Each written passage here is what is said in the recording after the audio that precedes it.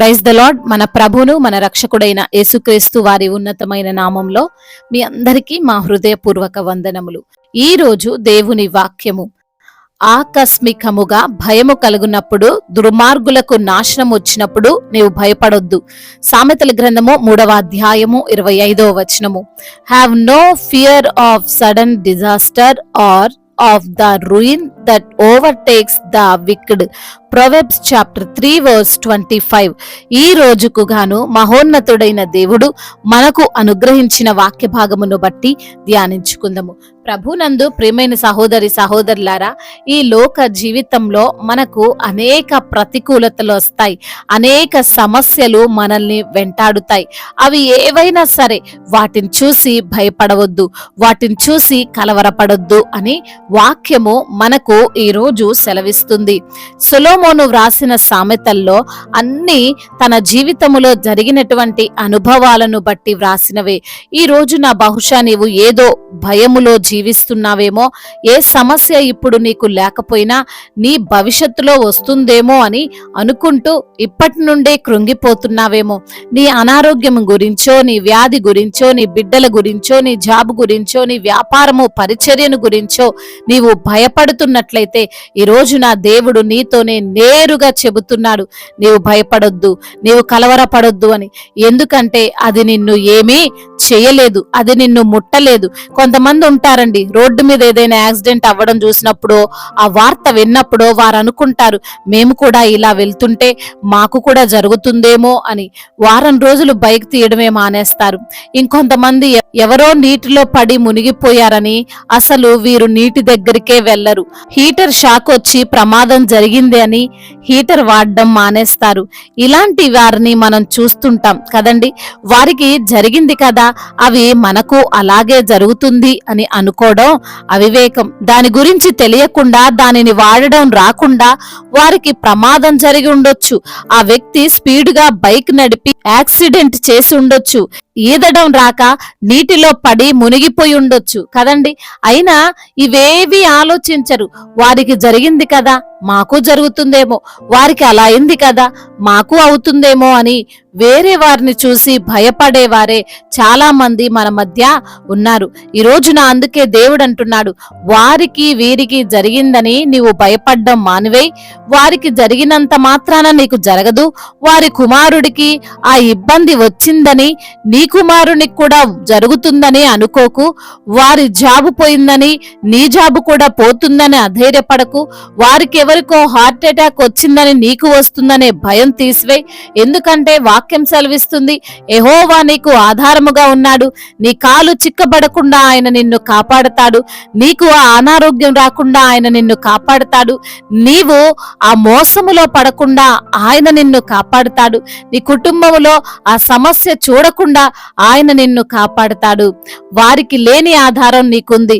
వారికి డబ్బు ఆధారం కావచ్చు, వారికి వారి అధికారము ఆధారం కావచ్చు, వారికి వారి బంధువులు, స్నేహితులు, రాజకీయ నాయకులు ఆధారం కావచ్చు. కానీ నీకు ఈ లోక సృష్టికర్త అయినటువంటి దేవుడు ఆధారం, సర్వాధికారి అయినటువంటి దేవుడు ఆధారం, అద్భుత కార్యములు చేయగలిగినటువంటి దేవుడు నీకు ఆధారం. లేనిది ఉన్నట్లుగాను, ఉన్నది లేనట్లుగాను పిలవగలిగినటువంటి దేవుడు నీకు ఆధారం. మరి నీవెందుకు భయపడుతున్నావు? నీవెందుకు దిగులు పడుతున్నావు? నీవెందుకు ఎవరికో జరిగింది చూసి గుండె చెదిరిపోతున్నావు? భయపడకు, దిగులు పడకు, దేవుడు నీతో ఉన్నాడు. ఐగుప్తులో మరణదేవత సంచరిస్తూ మొదటి సంతానమును బలిగా తీసుకుంటుంటే ఇజ్రాయేళ్లు భయపడ్డారా?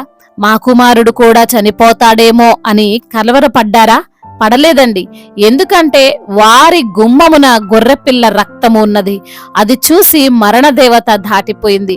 ఈ రోజున నీ పైన కూడా యేసయ్య రక్తమున్నది. నీవు భయపడకు. ఏదైనా సరే నిన్ను దాటిపోతుంది.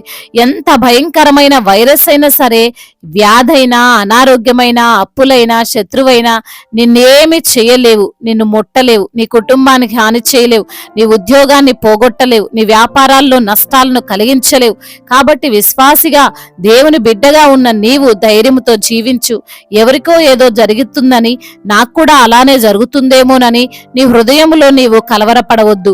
ఈ లోకాన్ని జయించిన, మరణాన్ని గెలిచిన దేవుడు నీతో ఉన్నాడు, నీలో ఉన్నాడు. కాబట్టి ధైర్యంగా విశ్వాసముతో జీవించు. దేవుడు ఈ మాటలను దీవించి మన హృదయములో ఫలింపచేయునుగాక. వాక్య భాగమును బట్టి ప్రార్థించుకుందాము. ప్రతి ఒక్కరు కూడా ప్రార్థనలో ఏకీభవించగలరు. ప్రార్థన. మహాశక్తి సంపన్నుడా, మహోన్నతుడా, కృపా కనికరములు కలిగిన దేవా, జీవాధిపతి, మీకు స్తోత్రాలు చెల్లిస్తున్నాం తండ్రి. అయ్యా అవును ప్రభువా, ఈ రోజున లేఖనము ద్వారా సూటిగా మాతో మాట్లాడారయ్యా. దుర్మార్గులకు నాశనము వచ్చినప్పుడు మేము భయపడొద్దంటున్నావు ప్రభా. ఏ భయము, ఏ అపాయము, ఎటువంటి తెగులు, ఎటువంటి ప్రమాదము మాకు జరగదని ఈ రోజున తండ్రి లేఖనము ద్వారా మాతో మాట్లాడారయ్యా. అవును ప్రభా, మీరు మాకు తోడుండగా మీ యొక్క రక్తము, అమూల్యమైనటువంటి రక్తము మాకు గుర్తుగా ఉండగా నా ప్రభువా, అయ్యా మేము ఏ విషయంలో కృంగిపోవద్దని, ఏ విషయంలో తండ్రి బలహీనపడిపోవద్దని, ఏ విషయంలో చింతించే వారంగా ఉండకూడదని అయ్యా సూటిగా తేటగా మాతో మాట్లాడి మమ్మల్ని ధైర్యపరిచి, బలపరిచి, ఆదరించి, ప్రోత్సహించిన మీ అమూల్యమైనటువంటి మాటలను బట్టి, సత్యమును బట్టి మీకు స్తోత్రాలు చెల్లిస్తున్నాం తండ్రి. ఎందరైతే బిడ్డలు వాక్యమును విని ఉన్నారో ప్రతి బిడ్డ జీవితంలో ఈ యొక్క వాగ్దానాన్ని తండ్రి వారి జీవితంలో తండ్రి నెరవేర్చండి. దేనికి భయపడకుండా మీరే వారికి తోడై ఉండమని వేడుకుంటున్నాం. అనారోగ్యముతో బాధపడుతూ, కృంగిపోతూ, నలిగిపోతూ, వచ్చిన రోగమును బట్టి, వచ్చిన బలహీనతను బట్టి అయ్యా ఇక ఈ రోగము తగ్గదేమో అన్న ఆలోచనతో ఉంటున్న ప్రతి బిడ్డకు తండ్రి మీరు ధైర్యాన్ని ప్రసాదించండి. వారికి వచ్చిన రోగమును గద్దించండి. సంపూర్ణ స్వస్థతను వారికి అనుగ్రహించండి. స్వస్థపరిచే దేవుడవు నీవే. యెహోవా రాఫావైన దేవుడవు.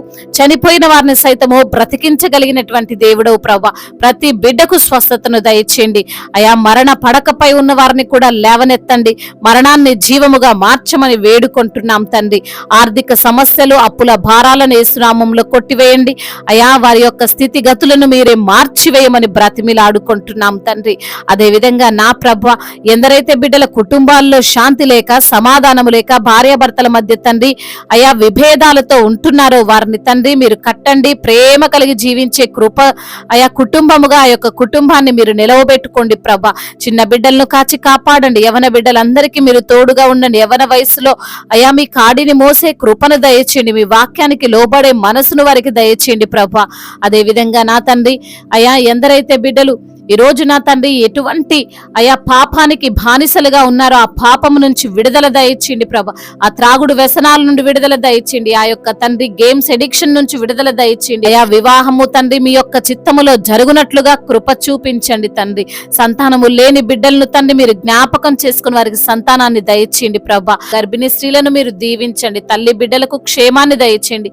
ఇప్పుడే పుట్టిన చంటి బిడ్డలను కూడా మీరు దీవించి ఆశీర్వదించమని వేడుకుంటున్నాం తండ్రి. అయా ఎందరైతే బిడ్డలు మరి తండ్రి వ్యాపారాలు చేసుకుంటున్నారో వారందరికీ మీరు తోడుగా ఉండండి. వారి చేతుల కష్టార్జితాన్ని దీవించండి. ఎటువంటి నష్టాలు వారికి రాకుండా సహాయము చేయండి.